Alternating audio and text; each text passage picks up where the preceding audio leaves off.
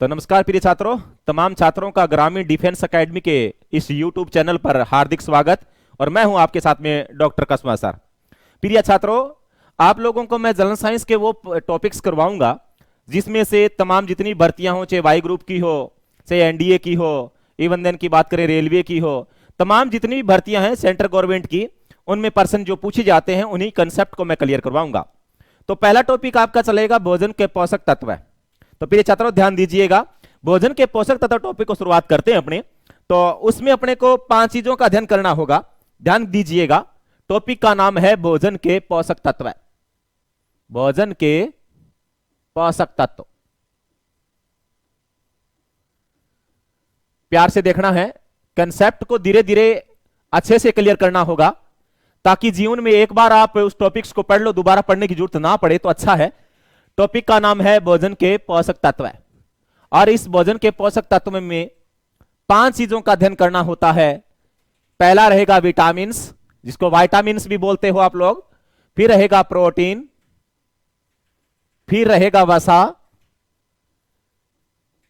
फिर कार्बोहाइड्रेट और फिर खनिज लवण। खनिज लवण, इन 5 चीजों की जानकारी आपको मैं बताऊंगा। यानी भोजन के पोषक तत्व टॉपिक में कितनी चीजों का अध्ययन करना, अपने को 5 चीजों का अध्ययन करना है। विटामिन्स का यानी विटामिन्स, प्रोटीन्स, वसा, कार्बोहाइड्रेट, खनिज लवण। यदि इन 5 चीजों की हमारे शरीर में कोई कमी हो जाए तो कोई न कोई रोग दोष हो जाएगा। या तो बाल झड़ने शुरू हो जाएंगे, या आपके शरीर में सुस्ती रहना शुरू हो जाएगी, या बाल सफेद हो जाएंगे, त्वचा फटनी शुरू हो जाएगी, या आपकी हड्डियां मुड़नी शुरू हो जाएगी, यानी मसूड़ों से खून आना शुरू हो जाएगा, आप कमजोर हो जाओगे, शरीर में घाव होने शुरू हो जाएंगे, रक्त का थक्का नहीं बनेगा, बीपी कम ज्यादा हो जाएगी, यानी इत्यादि इत्यादि प्रॉब्लम्स क्रिएट हो जाती हैं। तो ध्यान दीजिएगा, यानी भोजन के अंदर इन 5 चीजों का होना बेहद जरूरी है। किसकी चीज का? विटामिन्स का, प्रोटीन्स का, वसा का, कार्बोहाइड्रेट, खनिज लवण। इस टॉपिक को अपने कम से कम 8 से 10 पार्ट में इनका अध्ययन करेंगे। तो शुरुआत करते हैं अपने विटामिन्स की। इससे पहले इन 5 चीजों में मैं आपको डिफरेंस क्लियर करता हूं कि इन 5 चीजों में अंतर क्या क्या है। शुरुआत करता हूं विटामिन्स के संबंध में। यानी ये 500 चीजों की जरूरत पड़ती है अपने शरीर को, परंतु इन 500 में थोड़ा थोड़ा अंतर है। और सेंट्रल गवर्नमेंट की जितनी भी भर्ती होती है उनमें से कई बार इनमें 500 में डिफरेंस क्या है उनके बारे में पर्सन पूछ लिया जाता है। तो ध्यान दीजिएगा, शुरुआत करता हूं विटामिन्स की। तो विटामिन्स क्या करते हैं बच्चों? रोगों से सुरक्षा करते हैं। क्या करते हैं? रोगों से सुरक्षा करते हैं। यानी रोगों से सुरक्षा करने वाला पोषक तत्व कौन सा है? तो जवाब रहेगा विटामिन्स। वैसे तो ये 500 ही डायरेक्ट या इनडायरेक्ट तरीके से हमारे को रोगों से बचाते हैं, परंतु पार्टिकुलर पर्सन यूं पूछ लिया जाए कि रोगों से सुरक्षा करने वाला पोषक तत्व कौन सा है, तो जवाब रहेगा विटामिन्स, यानी विटामिन्स।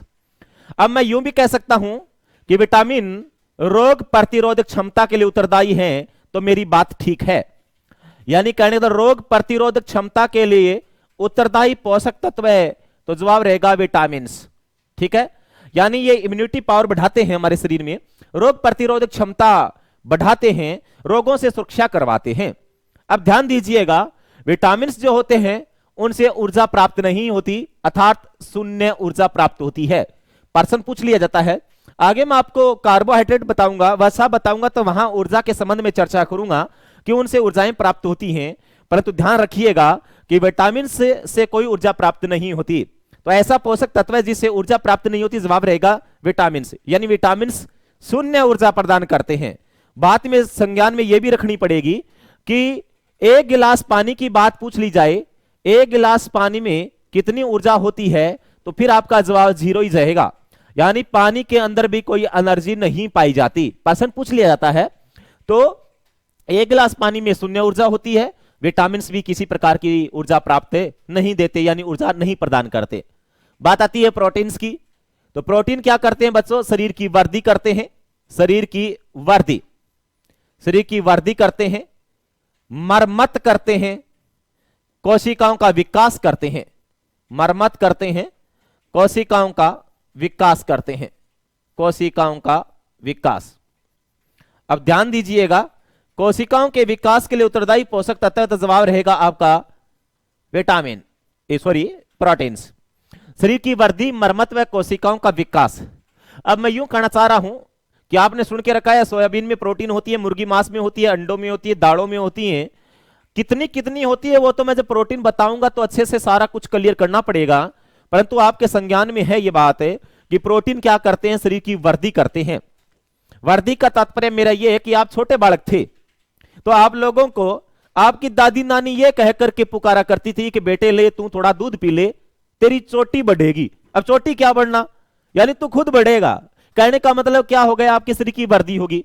जैसे आपके क्या है, चोट लग गई, चोट लग गई तो आपको दूध में हल्दी डाल के पिलाया जाता है। दूध में हल्दी डालने का तात्पर्य यह है कि दूध में हल्दी डाला तो हल्दी औषधीय महत्व का पौधा है जो आपका दर्द सोखने का काम करेगा, और आपका क्या है कि वो प्रोटीन जो है यानी दूध के अंदर वो आपकी हड्डी को जल्दी जोड़ने का काम करेगी। तो कहने का तात्पर्य मेरा यह है कि प्रोटीन शरीर की वृद्धि करते हैं, मरम्मत करते हैं, कोशिकाओं का विकास करते हैं। कोशिकाओं का विकास से तात्पर्य मेरा यह है प्यारे बच्चों कि हमारा शरीर कोशिकाओं से मिलकर बना होता है। किससे मिलकर बना होता है, कोशिकाओं से। ठीक है, कोशिकाओं की बात करें तो आपको पूर्वतः मालूम है कि कोशिकाएं ऐसी होती हैं, ये कोशिका भित्ति है, ये कोशिका झिल्ली है, ये आपका क्या है, केंद्रक है, और यहां माइटोकॉन्ड्रिया, राइबोसोम, लाइसोसोम इत्यादि इत्यादि। क्योंकि मैं आपको सेल टॉपिक भी कराऊंगा। तो हमारा शरीर कोशिकाओं से मिलकर बना होता है। जिस प्रकार से आप लोगों को, जिससे मैं स्टूडियो में क्लास लगा रहा हूं, आप भी अपने घर पे बैठे होंगे, तो वो मकान जो बना है वो भी ईंटों से मिलकर बना है। तो मैं यूं कहूंगा कि कोशिकाएं शरीर की संरचनात्मक व क्रियात्मक इकाई होती हैं। और आपको यह भी मालूम है कि हमारे शरीर में स्वस्थ व्यक्ति के अंदर 60 × 10 की घात 15 कोशिकाएं पाई जाती हैं। 60 × 10 की घात 15, 60 × 10 × 10 × 10 वो कितनी बार गुणा, 15 बार गुणा, इतनी कोशिकाएं हमारे शरीर में होती हैं। ठीक है, अब क्या होता है, देखो बच्चों, आप छोटे बालक थे, आप में कोशिकाओं ने क्या किया था, विभाजन किया था, छोटे से बड़े होते चले गए, और बड़े होते चले गए, और बड़े और बड़े और बड़े, ऐसे ऐसे करते आप पूरे बड़े हो गए, यानी कोशिकाओं ने विकास किया है। अब धीरे धीरे आप थोड़े थोड़े मोटे होते चले जाओगे तो कोशिकाएं वृद्धि करेंगी। कई बार आप बिल्कुल दुबले पतले हो जाते हो और गांव में जाते हो, पढ़ाई करते हो, फिर आपको है ना गांव में दादा दादी कहेंगे कि मारो छोरो आ दिना में सिट गयो, यानी पतलो पतलो हो रही है, छोरा तू दूध दार पी लिया कर। दूध दार को मतलब क्या समझा कि दूध में क्या होता है, प्रोटीन होती है, वो क्या करेगा, आपकी कोशिकाओं का विकास करेगा, आप ठीक ठाक मोटे होते चले जाओगे। तो कहने का मतलब कोशिकाओं का विकास है। कोशिकाएं शरीर की संरचनात्मक व क्रियात्मक इकाई होती हैं, यानी कहने का मतलब हमारा शरीर कोशिकाओं से मिलकर बना होता है। जिस प्रकार से ये मकान ईंटों से मिलकर बना होता है, इसी प्रकार से कोशिकाओं से हमारा शरीर मिलकर बना होता है। कोशिकाओं के अध्ययन को साइटोलॉजी कहते हैं, आपको पूर्वतः मालूम है ये बात। सबसे बड़ी कोशिका शुतुरमुर्ग का अंडा होता है। सबसे छोटी कोशिका क्या होती है, माइकोप्लाज्मा होती है। मानव शरीर की सबसे बड़ी कोशिका क्या होता है बच्चों, तो अंडाणु रहेगा जो मादा में होता है, और मानव शरीर की सबसे छोटी कोशिका कौन सा रहता है, तो शुक्राणु रहेगा। तो कुल मिला के मैं बात कर रहा हूं कि कोशिकाओं के विकास के लिए उत्तरदायी पोषक तत्व जवाब रहेगा प्रोटीन। यह शरीर की वृद्धि करता है, कोशिकाओं का विकास करता है, और हमारे शरीर की मरम्मत करता है। अच्छा, विटामिन क्या करते हैं बच्चों, रोगों से सुरक्षा करते हैं। ठीक है, रोग प्रतिरोधक क्षमता के लिए उत्तरदायी होते हैं। ऊर्जा वगैरह कुछ भी प्रदान नहीं करते, क्योंकि आपने सुन के रखा है कि विटामिन ए की कमी से रतौंधी होता है, B1 की कमी से बेरी होता है, सी की कमी से सक्करवी होता है, डी की कमी से रिकेट्स होता है। इवन देन की बात करें कि विटामिन ई की कमी से जनन क्रिया नहीं हो पाती, के की कमी से रक्त का थक्का नहीं बनता। डिटेल से तो बताना पड़ेगा, परंतु आपको सरसरी जानकारी होनी चाहिए कि विटामिन रोगों से सुरक्षा करवाते हैं। नेक्स्ट आगे बढ़ते हैं, वसा व कार्बोहाइड्रेट पे। ये दोनों क्या करते हैं बच्चों, ऊर्जा प्रदान करते हैं, एनर्जी देते हैं, ये ऊर्जा। ठीक है, आपने सुन के रखा है कि वसा व कार्बोहाइड्रेट, वसा बोले तो फैट, घी, तेल वगैरह। इवन की बात करें कार्बोहाइड्रेट की, कार्बोहाइड्रेट बोले तो गुड़, शक्कर, चीनी, गन्ने का जूस इत्यादि इत्यादि। तमाम मीठी चीजें जो होती हैं उन्हें कार्बोहाइड्रेट यानी शर्करा या शुगर कहा जाता है। जैसे आपने सुन के रखा है कि glucose, fructose, maltose, sucrose, lactose, galactose इत्यादि इत्यादि, इन कार्बोहाइड्रेट्स के नाम बोल रहा हूं मैं। वैसे ही मैं बात कर रहा हूं फैट की, तो घी तेल की जरूरत भी अपने को पड़ती होगी। तो वसा और कार्बोहाइड्रेट दोनों क्या करते हैं, ऊर्जा प्रदान करते हैं। परंतु यहां एक डिफरेंस है दोनों के अंदर, क्या कि वसा की बात करें तो 1 ग्राम वसा खाने से सर्वाधिक 9.1 किलो कैलोरी ऊर्जा प्राप्त होती है, और 1 ग्राम कार्बोहाइड्रेट खाने से 4.2 किलो कैलोरी ऊर्जा प्राप्त होती है। अच्छी वाली बात है यहां पे, तो ध्यान कीजिएगा अभी अभी आपके यहां एडिट पेपर हुआ था, उसमें प्रश्न पूछा गया था कि सर्वाधिक ऊर्जा प्रदान करने वाला पोषक तत्व है कौन सा है, तो सीधा जवाब चला गया था फेट। जानकारी के लिए बता दूं, कम्युनिटी हेल्थ ऑफिसर सीएचओ का पेपर हुआ अभी अभी, वहां भी इतना आसान से प्रश्न पूछ लिया गया कि सर्वाधिक ऊर्जा देने वाला पोषक तत्व, तो जवाब फेट ही तो था। मैं कह रहा हूं कि फेट वसा ज्यादा एनर्जी देते हैं, परंतु अतिशीघ्र एनर्जी कौन प्रदान करते हैं, जवाब रहेगा कार्बोहाइड्रेट। मैं कुल मिला के ये कहना चाह रहा हूं कि आप लोग बात करें कि दौड़ लगा के आते हो, दौड़ लगाने के बाद में आपको केला खाने की हिदायत दी जाती है, केला है तो मीठा है, मीठा है तो कार्बोहाइड्रेट है, तो जाहिर सी बात है आपको तुरंत प्रभाव से एनर्जी चाहिए, तो आप लोग क्या खाओगे, कार्बोहाइड्रेट लेते हो। लंबी क्लास हो जाती है आपकी, घर पे जाते ही माँ को बोलते हो कि माँ आज मैं थक गयो, मन बड़ी वाली चाय बना के दे। बड़ी वाली चाय का मतलब चाय में क्या डालेगी मम्मी, चीनी या शक्कर डालेगी, आप उसको पियोगे, आप रिफ्रेश हो जाओगे, 10 मिनट में टकाटक हो जाते हो आप लोग। कहने का मतलब आप में एनर्जी हो जाती है। मैं स्टूडियो में खड़ा हूं, क्लास लगा रहा हूं, जाहिर सी बात है थकान तो आएगी, और मैं इसके जैसे ही दूसरा वीडियो तैयार करूंगा इससे पहले बढ़िया वाली चाय पीने की हिदायत दूंगा, ठीक है। तो कहने का मतलब एनर्जी तुरंत चाहिए तो क्या चाहिए, कार्बोहाइड्रेट। फैट यानी वसा क्या करते हैं, एनर्जी तो ज्यादा देते हैं परंतु लेट देते हैं।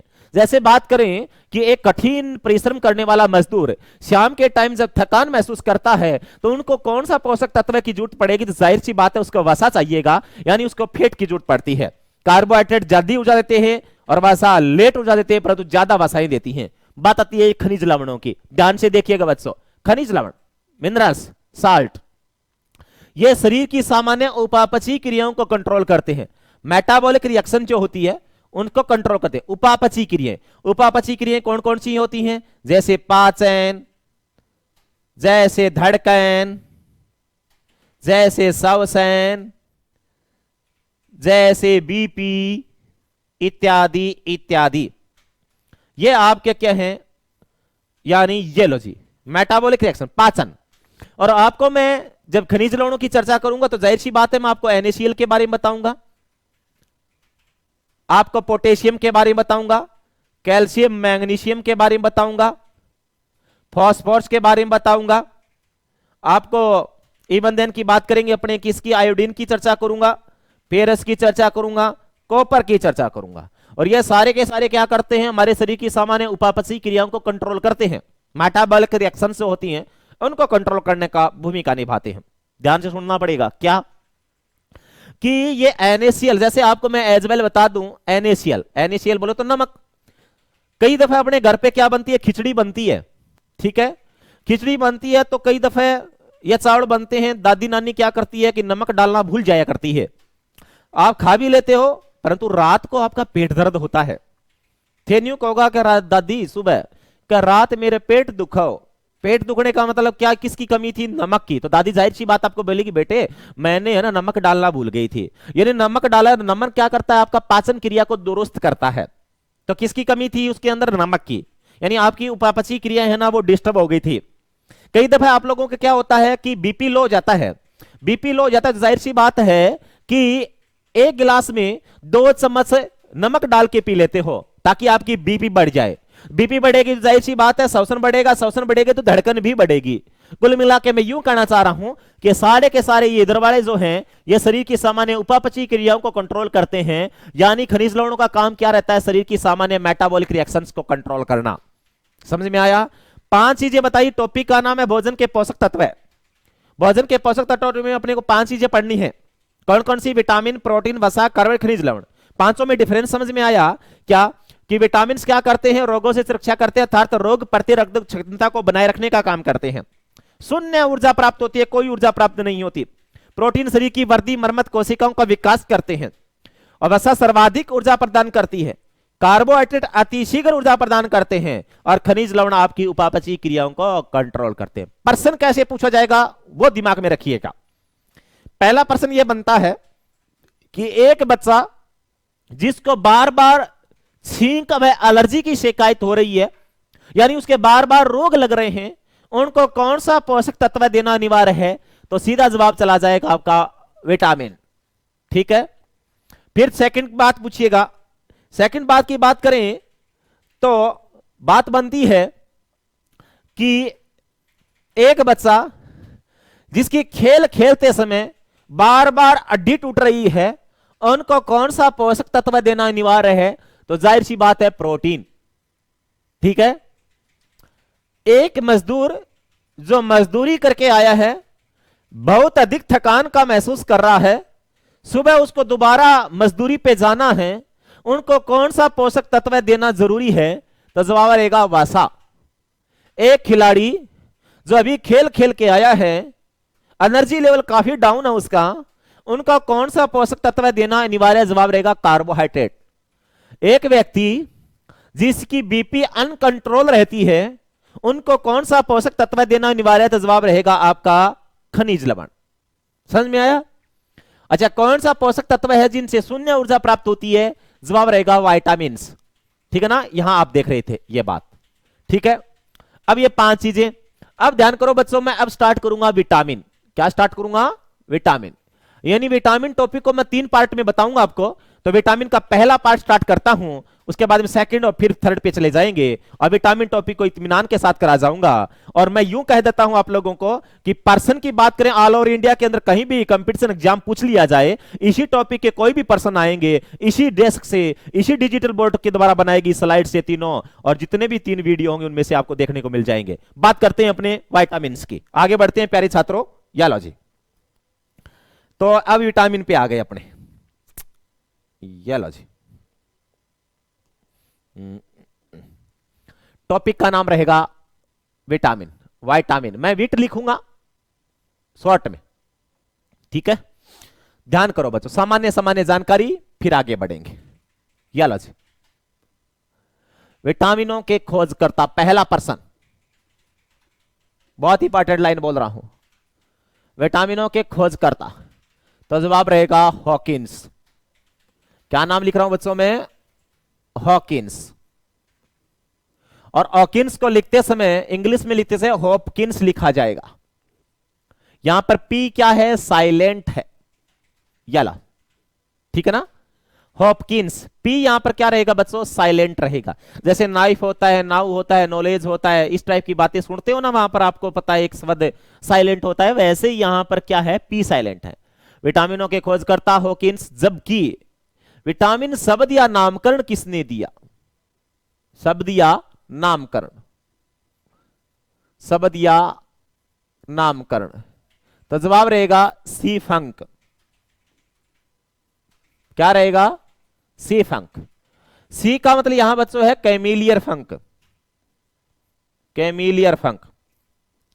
ये लो जी बच्चों, बड़े प्यार से देखो, कैमिलियर फंक। और 1911, 1912, अब ये क्या माजरा है? 2 डाटा कैसे बोल रहा हूं मैं, ध्यान दीजिएगा। विटामिन शब्द या नामकरण किसने दिया? तो सी फंक ने। और कब दिया? 1911, 1912 में। पर्सन पूछ लिया जाता है कि विटामिन नामकरण किया गया 1911 में, 1912 में, 1913 में, 1914 में, तो मोर करेक्ट आंसर जाएगा 1911। डबल क्लिक मार रहा हूं, और यदि ऑप्शन में 1911 नहीं है, 1912 दे रखा है, तो फिर आपका जवाब 1912 चला जाएगा। सी का मतलब यहां क्या है? कैमिलियर। अब देखो बच्चों, पर्सन पूछा जाता है, न जाने कितनी बार एग्जाम में पूछ लिया जाता है कि विटामिन नामकरण किया हॉकिंस ने, अरस्तु ने, न्यूटन ने, फंक ने। जवाब क्या रहेगा आपका? फंक ने। यानी विटामिन शब्द किसने दिया? तो जवाब रहेगा सी फंक ने। यानी ये विटामिन ये शब्द किसने दिया? तो सी फंक ने। अब आप कहोगे जी इन दोनों में अंतर क्या है? जैसे आप में से कोई छात्र है सुनील नाम करके, अब मैं कह दूं कि उस सुनील की खोज किसने की है? उसके मां बाप ने। समझ में आया? क्योंकि उसके मां बाप के बगैर शायद सुनील इस सृष्टि में नहीं होता। तो सुनील के खोजकर्ता कौन है? उनके मां बाप। परंतु सुनील की शब्द किसने दिया? सुनील शब्द, यानी सुनील नाम किसने दिया? तो सुनील नाम पंडित ने दिया। जाहिर सी बात है कि सुनील जब पैदा हुआ होगा तो 7 दिन बाद में उसकी मां उसको आंगन में गोद में लेकर के बैठी होंगी, मोहल्ले की औरतों को बुलाया होगा, उन्होंने गीत गाए होंगे, पंडित को बुलाया होगा, पंडित ने 4 नाम सुझाए होंगे, उनमें से एक नाम सुनील रहा होगा। तो वो सुनील जो शब्द है, वो सुनील जो नाम है, वो किसने दिया? पंडित ने। परंतु सुनील की खोजकर्ता कौन है? उसके मां बाप। दोनों में डिफरेंस समझ में आया क्या? हाँ। तो कुल मिला के मैं यूं कहना चाह रहा हूं कि विटामिन के खोजकर्ता हॉकिंस है, जबकि विटामिन नामकरण या शब्द किसने दिया? तो जवाब रहेगा सी फंक ने। आगे बढ़ते हैं। ध्यान रखना बच्चों कि एक लुलिन नाम का व्यक्ति, क्योंकि कई दफे कई गाइड में विटामिन के अंदर, और क्या है कि विटामिनों की खोजकर्ता में लुलिन नाम देखने को मिल जाता है, परंतु लुलिन नामक वैज्ञानिक ने विटामिन की जहां बात आती है तो विटामिन के अंदर स्पेलिंग में लास्ट में ई आता है, उस ई को हटा दिया उसने, और कुछ नहीं किया लुलिन ने। विटामिन में लास्ट में जो ई वर्ड आता है उस वी वर्ड को हटा दिया। साथ में ही उन्होंने क्या किया, विटामिन थ्योरी दी थी। विटामिन थ्योरी किसने प्रदान की थी, तो लुलिन ने। और विटामिन थ्योरी क्या है बच्चों, ये ध्यान कीजिएगा। विटामिन थ्योरी ये कहती है कि विटामिन की अल्प मात्रा ही शरीर के लिए सफिशिएंट होती है। ये थ्योरी है बच्चों, अल्प मात्रा ही शरीर में सफिशिएंट होती है और विटामिनों का हमारे शरीर में निर्माण नहीं होता। यह बात बोली, विटामिनों का हमारे शरीर में निर्माण नहीं होता, विटामिन की अल्प मात्रा इस शरीर के लिए काफी होती है। यह बात लुलिन नामक वैज्ञानिक ने कही थी। यानी कहने का मतलब थ्योरी किसने प्रदान की, तो लुलिन ने। लुलिन ने 3 काम कर गया। एक तो यह बात बोल गया कि विटामिनों में जी ई है उसको हटा दिया उसने। दूसरे उन्होंने क्या बोल दिया कि विटामिन की अल्प मात्रा इस शरीर के लिए सफिशिएंट होती है। जैसे मैं आप लोगों को यह बोलूं कि भाई आप लोग क्या करते हो कि विटामिन ए की पूर्ति के लिए गाजर खाते हो। अब गाजर 5-7 दिनों में एक खा ली जाए तो अच्छा है, बट्ठल भर के खानों को जरूरी को नहीं। कुल मिलाकर समझ में आ गया कि अल्प मात्रा सफिशिएंट होती है। सेकंड बात क्या बोल गया कि विटामिनों का हमारे शरीर में निर्माण नहीं होता। जिस प्रकार से एंजाइम और हार्मोन का निर्माण हमारे शरीर में होता है, परंतु ये विटामिन का हमारे शरीर में निर्माण नहीं होता। एंजाइम वगैरह सुन रखे हैं आपने, पेप्सिन है, रेनिन है, लाइसोएंजाइम है। इवन देन की हार्मोनों की बात है, थायरोक्सिन है, एड्रेनलिन हार्मोन वगैरह हैं, वो हमारे शरीर में बनते हैं, परंतु विटामिन से विटामिन है ना, वो हमारे शरीर में नहीं बनते। इनको बाहर से ग्रहण करना ही पड़ेगा। ये बात लुलिन ने कही थी। आगे बढ़ते हैं बच्चों, क्या कि सबसे पहले बायोटेक्नोलॉजी के द्वारा खोजा गया विटामिन, सबसे पहले खोजा गया विटामिन, तो जवाब रहेगा सी। विटामिन सी की खोज सबसे पहले किसने की थी, जॉर्जी नामक वैज्ञानिक ने। जॉर्जी नामक वैज्ञानिक ने। प्यार से सुनो, विटामिन के संबंध में मैं सामान्य जानकारी बता रहा हूं, फिर आपको vitamin A, B, C, D, E, K इनके बारे में चर्चा करूंगा। पहले मैंने 5 चीजों के अंदर आपको अंतर बताया, फिर मैंने क्या कर रहा हूं बच्चों कि भाई विटामिन की सामान्य इंट्रोडक्शन या प्रस्तावना बता रहा हूं, उसके बाद vitamin A, B, C, D की चर्चा करूंगा। मैं कह रहा हूं कि सबसे पहले बायोटेक्नोलॉजी के द्वारा खोजा गया प्रथम विटामिन कौन सा था, जवाब रहेगा सी। बात यह ध्यान में रखें कि आजकल 13 प्रकार के विटामिन खोजे जा 30 प्रकार के विटामिन खोजे जा चुके हैं। कितने प्रकार के, 30 प्रकार के। इनमें से 13 की उपस्थिति भोजन में अनिवार्य मानी जाती है। कितने की उपस्थिति, 13 की उपस्थिति अनिवार्य है। 30 प्रकार के विटामिन खोजे जा चुके हैं, इनमें से 13 की उपस्थिति भोजन में अनिवार्य मानी जाती है। यदि वो 13 ना हो तो तकलीफ होना शुरू हो जाती है। उनमें 13 में मुख्य कौन से हैं उसको ध्यान में कीजिएगा। उनमें मुख्य आपका बच्चों ए है, बी है, सी है, डी है, ई है और के है। ये हैं आपके, ठीक है। यानी इन विटामिनों की चर्चा करनी है अपने को। अब ध्यान करना पड़ेगा आपको, मैंने बी के बाद में स्पेस रख दिया है। बी में कई होते हैं बच्चों, B1, B2, B3, B5, B6, B7, B9, B12। प्यार से सुनो बच्चों, B1, B2, B3, B5, B6, B7, B9, B12। Vitamin B के अंदर इतने हैं। सी, ध्यान कीजिएगा, विटामिन ए अकेला है, सी अकेला है, डी अकेला है, ई अकेला है और के अकेला है। ठीक है, वापस थोड़ा ध्यान दीजिएगा। मैं कह रहा हूं कि विटामिनों के संबंध में अपने को जानकारी लेनी है तो ये इनके विटामिनों की चर्चा करनी होगी। इनमें सबसे पहले कौन सा विटामिन खोजा गया, तो जवाब है आपका सी। ये लो जी, ये विटामिन खोजा गया, ये लो। तो सबसे पहले खोजा गया विटामिन कौन सा है, तो सी। और सी की खोज किस वैज्ञानिक ने की थी, जॉर्जी नामक वैज्ञानिक ने। डायरेक्ट पर्सन पूछ लिया जाए कि विटामिन के खोज करता, तो सीधा सीधा जवाब आपका हॉकिंस है ही। परंतु पार्टिकुलर विटामिन सी की चर्चा पूछ ली जाए तो जवाब क्या रहेगा आपका, जॉर्जी नामक वैज्ञानिक। ठीक है, अब ध्यान करना पड़ेगा आप लोगों को, क्या जॉर्जी नामक वैज्ञानिक ने कौन सी विधि के द्वारा विटामिन ए सी की खोज की तो किण्वन विधि के द्वारा। किण्वन फर्मेंटेशन बोलते हैं इसको, आम भाषा में उसको उबटना कहते हैं बच्चों। किण्वन फर्मेंटेशन, ठीक है, किण्वन। ध्यान रखने कि किण्वन विधि के बारे में लुईस पाश्चर ने बताया। किसने बताया था बच्चों? लुईस पाश्चर ने। आप लोग अच्छे तरह जानते हो, ये लो जी, लुईस पाश्चर। किण्वन विधि के बारे में किसने बताया बच्चों? लुईस पाश्चर ने बताया था। अब ध्यान करना पड़ेगा क्या कि बियर कौन सी विधि के द्वारा बनती है, तो सीधा सीधा जवाब जाता है आपका किण्वन विधि। और मैं इसके पैरेलल एक अच्छी वाली बात और बता दूं आपको कि मदिरा की बात करें, शराब की बात करें, मदिरा, शराब, एल्कोहल, वो कौन सी विधि के द्वारा? भाप आसवन विधि के द्वारा। वाह, अच्छे वाला क्वेश्चन बनता है बच्चों यहां से, भाप आसवन विधि। यह लो जी। हालांकि मदिरा में पहले किण्वन होता है, इसमें कोई दो राय नहीं है, परंतु अंतिम प्रोसीजर क्या है? भाप आसवन।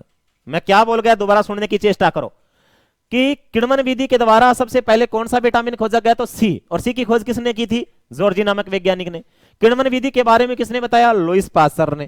किण्वन बोले तो फर्मेंटेशन, उबटना, इसको आम भाषा में उबटना कहते हैं, इंग्लिश में फर्मेंटेशन कहते हैं, आम भाषा में इसको किण्वन कहते हैं। आप ऐसे नहीं समझो तो मैं थोड़ा सा आपको बता दूं, आपने घर में राबड़ी बना है, राबड़ी सभी ने पी होगी शायद। राबड़ी बनने का सिस्टम क्या होता है? एक बड़ी सी हांडी, उसके अंदर थोड़ा लस्सी डाल दिया जाता है, बाजरे का आटा, मोठ का आटा डाल करके उसके ऊपर में एक कपड़ा लगा करके ढक्कन से दबा करके और धूप में छोड़ दिया जाता है मई जून के महीने में। ठीक है, समझ गए? 3-4 घंटे वो धूप में पड़ा रहता है, उसमें किण्वन हो जाता है, फर्मेंटेशन। लगभग आप 7 बजे उनके जो कपड़ा हटाओगे, उसका ढक्कन हटाओ, तो सनसनाट की आवाज आती है जैसे पेप्सी कोका कोला में आती है। क्या हो गया? किण्वन हो गया। 7 बजे लमसम, क्योंकि मई या जून में के महीने में सूर्यास्त लगभग 7 बजे से पहले नहीं होने वाला होता है। ठीक है, बाद में बात करें तो उसको दादी नानी क्या करती है, थोड़ा सा गर्म करके रख देती है, सुबह उसको आप लोग पीते हो और पीने के बाद में आपको नींद आती है। इसका मतलब क्या पी गए आप लोग? शराब पी गए, मदिरा। समझ में आया? हाँ, तो कहने का मतलब उसमें क्या बन गई? अल्कोहल बन गई। तो बियर कौन सी विधि के द्वारा? किण्वन विधि के द्वारा। वैसे ही शराब के अंदर थोड़ा सा एक अलग प्रोसीजर माना जाता है, हालांकि किण्वन होगा। बड़ा सा मटका लिया, उसके अंदर संतरे वगैरह डाले, गुड़ वगैरह डाले, छोटी झाड़ी की जड़ें वगैरह डाली, जमीन में दबा दिया, 1 महीने तक पड़ा रहा, उसके बाद में उसमें किण्वन हो गया। ठीक है ना? किण्वन हो गया, उसी घड़े को बाहर निकालोगे, एक भट्टी के ऊपर रखोगे, नीचे से लकड़ी जलाओगे, उसमें ऊपर ढक्कन लगाओगे, उस ढक्कन के अंदर एक छेद करके नाली डाल करके, एक नाली का संबंध उस काडे लाहन से हो जाएगा, एक उसका सिरा है ना, वो आपका बोतल में लगा दिया जाएगा, और उसमें नीचे से लकड़ी जलाते चले जाओगे, उस काडे की लाहन की भाप बन बन करके उससे बोतल में टपकता चला जाएगा। क्या बन जाएगी? शराब बन जाएगी। अब देखो, हालांकि शराब, मदिरा, अल्कोहल, हथकड़ शराब में पहले किण्वन हुआ, इसमें कोई दो राय नहीं है, परंतु बाद में वो शराब उस लाहन काड़ा उस बोतल में भाप बन बन के टपका है। और आपको मालूम है कि अंतिम प्रोसीजर को ही मान्य माना जाता है। आप कितनी की तैयारी करते हो ये कोई मायने नहीं रखता, आपका सिलेक्शन हुआ कि नहीं हुआ मायने ये रखेगा, समाज इस बात को स्वीकार करेगा। तो कुल मिला के मैं यूं कहना चाह रहा हूं कि मदिरा, शराब, अल्कोहल कौन सी विधि के द्वारा बनती है? तो भाप आसवन विधि के द्वारा। और बात करें बियर कौन सी विधि के द्वारा? तो किण्वन विधि के द्वारा। आगे बढ़ते हैं बच्चों। विटामिन बी व सी को गर्म करने पर उनके गुण नष्ट हो जाते हैं, गुण नष्ट हो जाते हैं। तो कौन से विटामिन हैं जिनको गर्म करने पर गुण नष्ट हो जाते हैं? तो जवाब रहेगा आपका बी व सी। जाहिर सी बात है कि विटामिन सी संतरे में, आंवला में, नींबू में, दही में, खट्टे पदार्थों में पाया जाता है। आपने पता भी है कि कभी भी आपने विटामिन सी को गर्म करके नहीं खाया होगा। कुल मिला के ये कहना चाह रहा हूं कि आपने कभी भी नींबू को गर्म करके नहीं खाया होगा, संतरे को गर्म करके नहीं खाया होगा, दही को गर्म करके नहीं खाया होगा। यदि आप दही को गर्म करोगे तो उसमें बैक्टीरिया होते हैं, और बैक्टीरिया आप अच्छे तरह से जानते हैं कि दही में लैक्टोबैसिलस लैक्टाइज जीवाणु पाए जाते हैं। यदि उनको आप गर्म करोगे तो तमाम बैक्टीरिया मर जाएंगे, मरे बैक्टीरिया अंदर जाएंगे तो कोई फायदा करने वाले हैं नहीं। तो कुल मिला के मैं यूं कहना चाह रहा हूं कि कभी भी विटामिन सी को गर्म करके नहीं खाया जा सकता। तो कुल मिला के बी व सी को गर्म करने पर उनके खुद के गुण नष्ट हो जाते हैं, तो बी व सी को गर्म नहीं किया जा सकता। आगे बढ़ते हैं। बात है जल में घुलनशील विटामिन कौन से हैं? वाटर सोल्यूबल, तो जवाब रहेगा बी व सी। और बात करें वसा में घुलनशील तो जवाब रहेगा बच्चों ए डी ई के। ये लो जी। जल में घुलनशील कौन से हैं? बीसी। और वसा में घुलनशील कौन से हैं बच्चों? एडी के। बीसी का मतलब बिस्लेरी, और बिस्लेरी बोले तो जल, याद रह जाएगा। बीसी बोले तो बिस्लेरी, बिस्लेरी बोले तो जल। और वसा में घुलनशील कौन से हैं? ए डी ई के। पर्सन कैसे पूछा जाता है वो ध्यान दीजिएगा कि निम्न में से कौन सा विटामिन जल में घुलनशील नहीं है। लास्ट में नहीं है देगा कि निम्न में से जल में घुलनशील विटामिन नहीं है, तो जवाब रहेगा, उसमें 4 ऑप्शन देगा वो। निम्न में से जल में घुलनशील विटामिन नहीं है, ए में ए, बे में बी, से में सी, द में इनमें से कोई नहीं। तो कौन सा जवाब जाएगा आपका? 1 नंबर वाला ए। ठीक है ना, क्योंकि जल में घुलनशील कौन से हैं? बीसी हैं, बाकी के नहीं है। तो उसने प्रश्न तो यही पूछा कि निम्न में जल में घुलनशील विटामिन नहीं है, ए में ए, बे में बी, से में सी, द इनमें से कोई नहीं। पहला क्या रहेगा आपका? ए रहेगा। और प्रश्न को पलट दे, निम्न में से वसा में घुलनशील विटामिन है, ए में ए, बे में बी, से में सी, द इनमें से कोई नहीं। फिर जवाब क्या चला जाएगा आपका बच्चों? तो जवाब रहेगा आपका 1 नंबर, फिर वही रहना है ए। तो कौन से विटामिन है जो जल में घुलनशील है? बीसी, वसा में घुलनशील, एडी के। ध्यान रखना कि विटामिन एच न तो जल में घुलनशील है न ही वसा में घुलनशील है। वाह, अब आप कहोगे जी आपने तो एच बताया ही नहीं, इसमें तो है ही नहीं, कहां है? तो कहने का मतलब मैं यूं कह रहा हूं कि विटामिन एच न जल में घुलनशील है और न ही वसा में घुलनशील है। और विटामिन एच B7 को कहा जाता है। जब मैं आपको विटामिन B7 बढ़ाऊंगा तो वहां मैं एच की चर्चा जरूर करूंगा। ये लो, ठीक है। तो vitamin H, biotin, vitamin B7, तो कुल मिला के अपने जो नेक्स्ट स्लाइड आएंगी उनके अंदर इस प्रकार की बात सुनने को मिल जाएगी। तो विटामिन एच न जल में घुलनशील है न ही वसा में घुलनशील होता है। ठीक है, समझ में आया? आगे बढ़ाता हूं बच्चों। क्या कि विटामिन B6 जो होता है, विटामिन B6, उसका उपयोग टीबी रोग के निदान में किया जाता है। तो प्रश्न पूछ लिया जाता है कि टीबी रोग के निदान में कौन से विटामिन की भूमिका होती है? तो जवाब रहेगा B6 के। विटामिन B6 का उपयोग टीबी रोग, यानी जिन लोगों के टीबी होती है उनके विटामिन B6 की पूर्ति रखनी चाहिए ताकि उनकी टीबी थोड़ी जल्दी ठीक हो जाती है। विटामिन B1 जो होता है उसे सल्फर युक्त विटामिन भी कहते हैं। प्रश्न पूछ लिया था कि सल्फर युक्त विटामिन कौन सा है? तो जवाब रहेगा आपका B1, क्योंकि उसमें सल्फर की मात्रा बहुत अधिक होती है। तो B1 को सल्फर युक्त विटामिन के नाम से जाना जाता है। ध्यान रखना कि विटामिन जो सी होता है वो घाव भरने में सहायक है। तो ऐसा कौन सा विटामिन है जो घाव भरने में सहायक है? जवाब रहेगा सी। यानी आपके लोगों के यदि घाव नहीं भर रहा है तो आप लोग संतरे वगैरह खाइए, दही वगैरह खाइए, आपका घाव जल्दी भर जाएगा। धड़कन का विटामिन किसको कहते हैं बच्चों? तो जवाब रहेगा विटामिन सी को धड़कन का विटामिन भी कहा जाता है। धड़कन का विटामिन का तात्पर्य मेरा यह है कि आप लोग कई दफे देखे होंगे, आर्मी की भर्ती में गए होंगे और जाते ही हो, क्योंकि आप प्राय डिफेंस से जुड़े हुए बच्चे हो। आपने देखा होगा कि वहां 400 बच्चों के ग्रुप बना करके सुबह सुबह दौड़ाए जाते हैं। देखा यह जाता है कि कुछ एक बच्चे, 400 में से 5-7 बच्चे ऐसे होते हैं जो सुबह सुबह संतरा खाते हुए मिलेंगे वहां मैदान में। केला नहीं, केला तो बाद में खाया जाएगा दौड़ लगाने के पश्चात, पहले संतरा खाते हैं। वो संतरा क्यों खाते हैं? क्योंकि उन बच्चों की बीपी लो रहती है। संतरा खाएंगे तो बीपी बढ़ेगी, बीपी बढ़ेगी तो धड़कन बढ़ेगी, धड़कन बढ़ेगी तो जोश आएगा, जोश आएगा तो ही दौड़ क्लियर हो पाएगी। अतः विटामिन सी को धड़कन का विटामिन कहा जाता है। ध्यान ये भी रखें कि विटामिन सी मानव मूत्र में पाया जाता है। और आपको यह भी मालूम है कि विटामिन सी खट्टी चीजों में होता है। और आपको यह भी मालूम है कि मूत्र भी खट्टा होता है। एक बार प्रैक्टिकल करके देखना रे प्यारे बच्चों, कैसा लगेगा आपको? तो कहने का मतलब विटामिन सी मानव मूत्र में पाया जाता है। आगे बढ़ते हैं, विटामिन डी की बात करते हैं। विटामिन डी को हार्मोन भी कहा जाता है। हार्मोन की श्रेणी में रखा जाएगा। कौन सा विटामिन इसको हार्मोन कहा जाता है? तो जवाब रहेगा डी। विटामिन डी होता है उसे धूप का विटामिन भी कहते हैं। यह बात भी आपको मालूम है। यह सूर्य के प्रकाश से प्राप्त होता है। इसको सन प्राइम विटामिन के नाम से जानते हैं। कौन सा प्राइम? सन प्राइम विटामिन कहा जाता है। अब एक बात अच्छी सुननी पड़ेगी, धूप का विटामिन, हार्मोन, सूर्य का विटामिन, सन प्राइम विटामिन किसको बोलते हैं बच्चों? तो डी को कहेंगे। एक्चुअली स्थिति क्या है वो उस पर आप वाकिफ हो जाओ कि जब सूर्य का प्रकाश हमारी त्वचा पर पाई जाने वाली तेलीय ग्रंथियों पर गिरता है तो तेलीय ग्रंथियां विटामिन डी का निर्माण करती हैं। सूर्य के प्रकाश से विटामिन डी नहीं बनता। जब सूर्य का प्रकाश हमारी त्वचा पर पाई जाने वाली तेलीय ग्रंथियों पर गिरेगा तो तेलीय ग्रंथियां विटामिन डी का संश्लेषण करती हैं। आपको यह भी मालूम है कि हमारी त्वचा के अंदर पसीना ग्रंथियां भी पाई जाती है, तेलीय ग्रंथियां भी पाई जाती हैं, पसीना भी निकलता है, हल्का हल्का तेल भी निकलता रहता है। कई बच्चे कहते हैं ना मेरी त्वचा ऑयली है, कील मुंह से ज्यादा होते हैं उसके, तो उसका मतलब ऑयल निकलता है। तो जाहिर सी बात है जब से हम ये सूर्य का प्रकाश हमारी त्वचा पर पाई जाने वाली तेलीय ग्रंथियों पर गिरेगा तो तेलीय ग्रंथियां विटामिन डी का संश्लेषण करती हैं। प्रश्न क्या पूछा जाएगा वो ध्यान कीजिएगा कि विटामिन डी का संबंध है अश्रु ग्रंथि से, पसीना ग्रंथि से, तेलीय ग्रंथि से, लार ग्रंथि से। सीधा जवाब चला जाएगा आपकी तेलीय ग्रंथि से, ठीक है ना।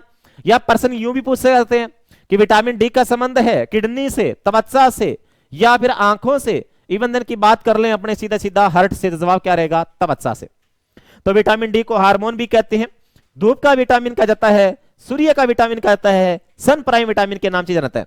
ध्यान रखें बच्चों क्या कि विटामिन बी12 होता है, उसमें कोबाल्ट धातु पाई जाती है। बहुत इंपॉर्टेंट लाइन बोल गया मैं। ऐसा कौन सा विटामिन इसमें कोबाल्ट धातु पाई जाती है? जवाब रहेगा बी12। बी12 में कौन सी धातु होती है बच्चों? तो कोबाल्ट धातु। लास्ट लाइन इसके अंदर एक बोलता हूं इस स्लाइड के अंदर कि विटामिन ए एंड बी17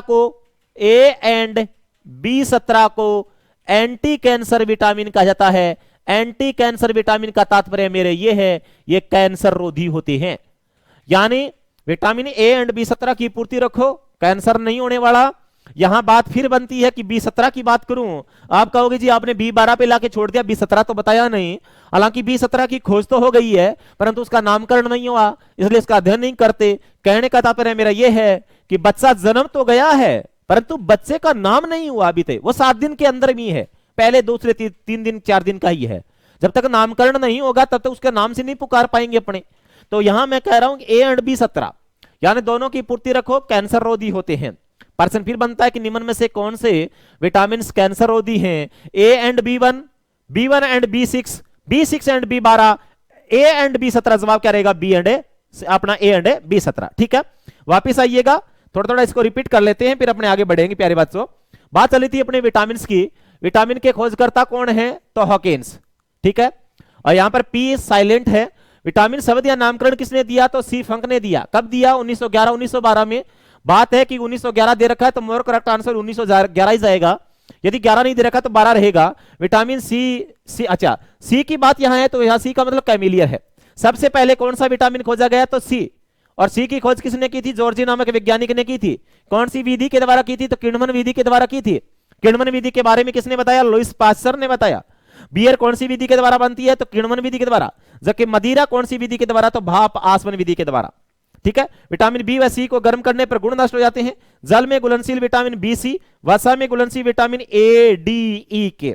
अच्छा, विटामिन एच न जल में घुलनशील है नहीं वसा में घुलनशील है। विटामिन बी6 का उपयोग टीबी रोग के निदान में किया जाता है। विटामिन बी12 में कोबाल्ट धातु पाई जाती है। विटामिन ए एंड बी17 को एंटी कैंसर विटामिन कहते हैं। विटामिन डी को हार्मोन भी कहता है, इसे धूप का विटामिन कहते हैं, सूर्य का विटामिन भी कहते हैं, सन प्राइम विटामिन के नाम से जानता है। विटामिन सी घाव भरने में सहायक है, धड़कन का विटामिन भी कहते हैं, मान व मूत्र में पाया जाता है। विटामिन बी1 में सल्फर की मात्रा बहुत अधिक पाई जाती है। तो यह था बच्चों आपका विटामिन से संबंधित सामान्य सामान्य प्रस्तावना। पहले आपने विटामिन, प्रोटीन, वसा, कार्बोहाइड्रेट, खनिज लवणों में अंतर डिफरेंस पढ़ा। बाद में आपने विटामिन के संबंध में सामान्य सामान्य जानकारी पढ़ी।